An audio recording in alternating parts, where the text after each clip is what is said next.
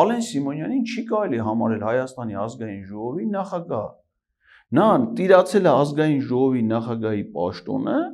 եւ կատարում է ֆունկցիաներ, գործողություններ, որոնք բխում են Ադրբեջանի Հանրապետության շահերից։ Իսկ Ադրբեջանի Հանրապետության շահը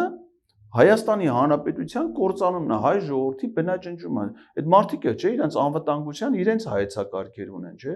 Իրենք էլ իրենց անվտանգային սպառնալիքներ ունեն, չէ։ Որն է իրենց անվտանգային սպառնալիքը։ Հայաստանը եւ հայոց պետականությունը։ Հիմա իրանք խնդիր են դրել այդ սպառնալիքը չեզոքացնել, վերացնել։ Եթե մինչև հիմա հայ ժողովուրդը ունեցել է պետականություն, դիմադրություն է ցույց տվել, կարողացել է այս շահերը պաշտպանել, նույնիսկ առաջ մղել, հիմա դա գոյություն չունի, մեր պետությունը կանգնած է